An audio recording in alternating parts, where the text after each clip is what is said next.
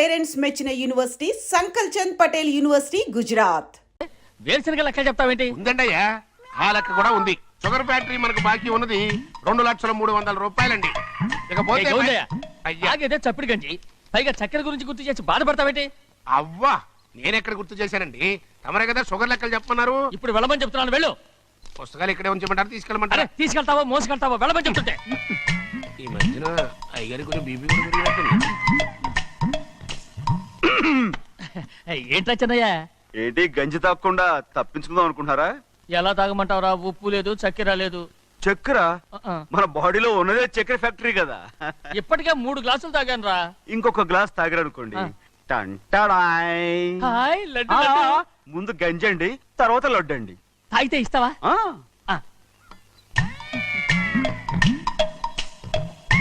లడ్డు లడ్డు లడ్డు ఇస్తా ఇస్తా ఇవ్వు ఇవ్వు ఇవ్వు ఇవ్వు. రే ఏంట్రా ఇది? లడ్డు బూందుతో చేసిందండి. కంటిగా కనపట్టలేదు. కనపట్లేదా? ఈ బూతలు చూడండి, పెద్దదిగా ఉందిరా. ఈ వేళ కోట అదే తినండి.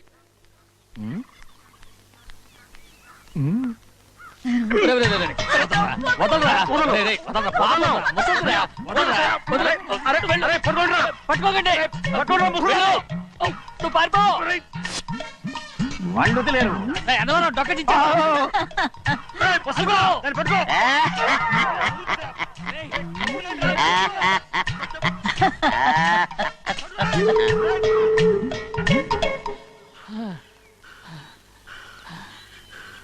మీకు ఎన్నిసార్లు చెప్పాను ఆ ముసదానికి డబ్బులు ఇవ్వద్దని. ఇప్పుడు ఆ డబ్బులు అది ఏం చేస్తో తెలుసా?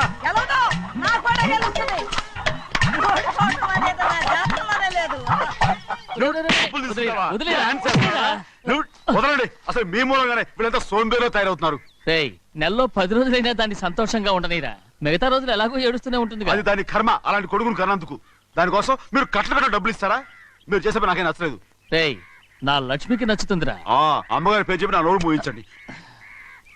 అయ్యో పోయింది, మీరు వెళ్ళండి.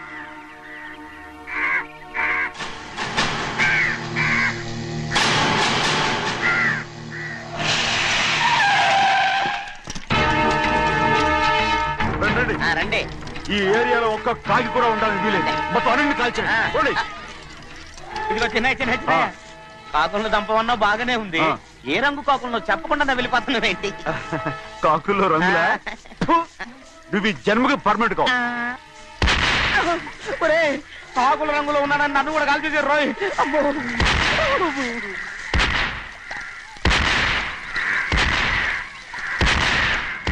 ఏంటి పెద్దబ్బాయి, ఇంతమంది బట్టలు పెట్టుకుని ఉన్న ఒక్క రాజుని ఓడించలేకపోతున్నావు? రే, రాజు ఒక్కడే అయితే ఎప్పుడో వేసేసేవనరా. పక్కనే కాపలాకి మంత్రి ఇచ్చాడుగా. అంటే చిన్నయ్య ఉన్నంతకాలం పెద్దయ్య ఏం చేయలేరన్నమాట. అంటే చిన్నకాయ ఉన్నంతకాలం పెద్దకాయ ఏం చేయలేరన్నమాట. ఏమండి? ఏంటి గౌరీ? స్కూల్ కి వెళ్ళాలండి, కార్లో వదిలేసి రమ్మంటారా? ఎందుకు? స్కూల్ పక్క వీధిలోనేగా, నువ్వు నడిచెళ్ళమ్మా. అలాగే నాన్న. ఏరా, మనం ఏమన్నా జమీందారులమా? ఎందుకులేండి, పూర్వం ఎప్పుడో పిచ్చమెత్తుకున్న సంగతి ఇప్పుడు గుర్తు చేసుకుంటారు ఎందుకు? అమ్మా ఏంటంటే ఊరుకోరుకనే కొడతారు. తయారుగా దొరికాను కదా అని తిప్ప పగిలిపోయింది. నువ్వు ఆడుతూ ఉండు, ఎప్పుడే వస్తాను. అలాగే, మీరే నగలేకపోయారు, నేనేమన్నా పగలు తిస్తానంటే ఏంటో. అదే అదే నేను వస్తానుగా. ఏంటి అవసరం? అక్కకేటి అవసరం నాకేటి తెలుసండి. సరే సరే సరే, ఇదిగో తీసుకెళ్ళు. సాయంత్రం వస్తాను చెప్పు. అలాగే.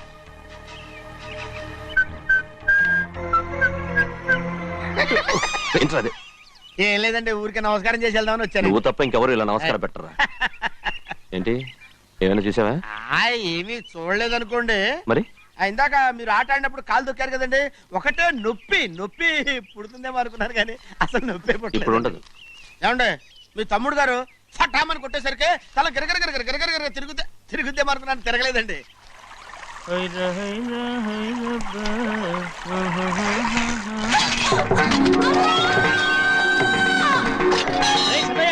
మన తోటలో కొబ్బరి చెట్టు తొలిపోత పూసింది. సంబరానికి ఏర్పాటు చేయి.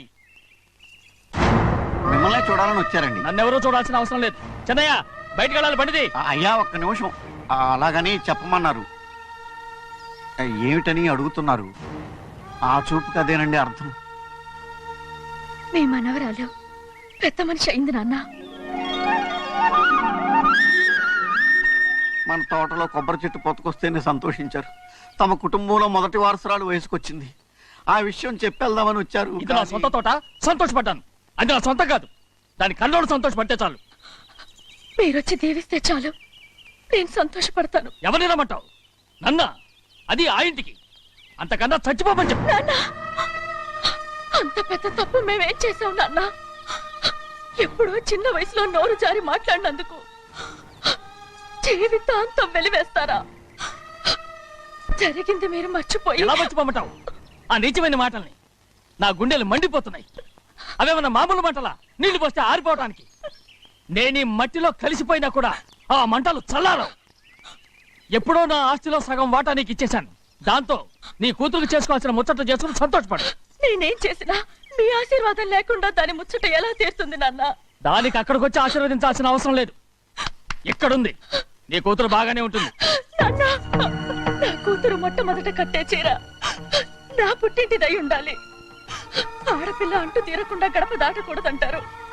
అది కూడా లెక్క చేయకుండా దాన్ని ఇక్కడికి తీసుకొస్తాను. మీ చేతులతో ఆశీర్వదించండి నాన్న. ఆహా, ఎలాగైనా కలిసిపోవచ్చని నీ మొగుడు చెప్పి పంపించాడా? అది ఈ జన్మలో జరగదు. కలదు. ఇలా చూడు, ఇది నేను పుట్టిన ఊరని, మీ అమ్మతో కాపురం చేసిన ఊరని ఈ ఊళ్ళో బతుకుతున్నాను. ఏదో వంక పెట్టుకుని ఇలా వచ్చి చీటీ మాటికి నా ప్రాణం తీస్తే నేను ఈ ఊరే వదిలి వెళ్ళిపోతాను. వద్దు నాన్న, కనీసం దూరం నుంచైనా మిమ్మల్ని చూసుకుంటున్నాను. ఆ సంతోషం కూడా నాకు లేకుండా చెయ్యొద్దు. ఇదిగో పెద్దయ్య, అలా వెళ్ళిపోతారేంటి? సంబరం అది చేయించమంటారా? అదే కొబ్బరి చెట్టు సంబరం చేయించమని మీరేగా చెప్పారు. ఊళ్ళో ఎవరేమనుకున్నా సరే మన మనసు తృప్తి ఇచ్చేది ఏదైనా తప్పకుండా చేసేయాలి కదా. కొబ్బరి చెట్టు గురించి చెప్తున్నారండి. మన ఆచారం చెడిపోకుండా చూసుకోవాల్సిన బాధ్యత మనకు ఉందా లేదా అండి? మాట్లాడు. కొబ్బరి చెట్లు పొత్తుకొచ్చినాయి అన్నారు కదండి, దాని గురించి. మీ చేత ప్రేమగా కాసి నీళ్లు పోసారనుకోండి, పిచ్చి తల్లి కళకళ్ళాడిపోద్ది. ఇప్పుడు కూడా కొబ్బరి చెట్టు గురించే చెప్తున్నారు. మరే హాయ్ ఏంటంటే ఆలోచిస్తున్నారు? సంబరం అది చేయించమంటారా? నా మనసు ఏం బాగలేదు. ఆ సంబరం ఏదో నువ్వే చేసిరా.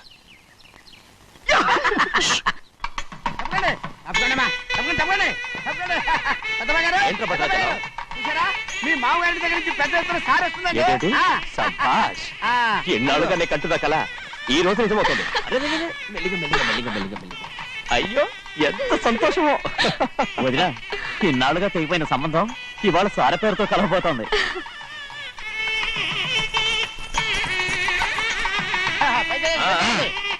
చూసావా?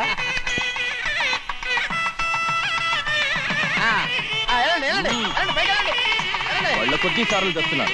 ఎంతైనా గొప్పవాడు గొప్పవాడు.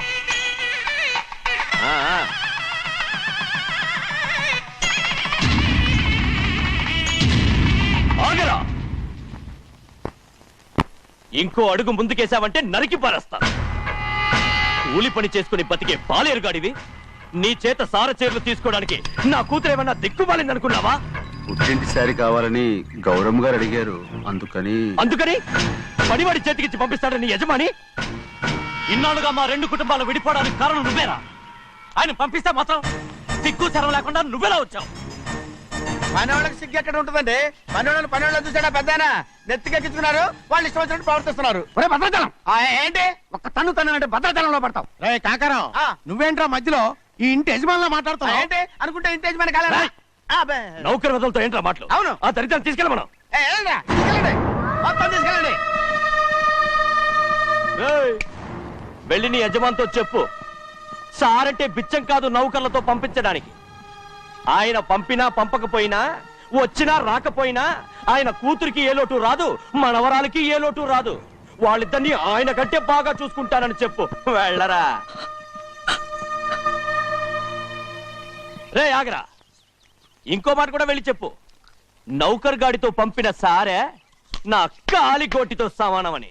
ఏం చెప్తావు? నా కాలిగోటితో సమానమని. పోరా.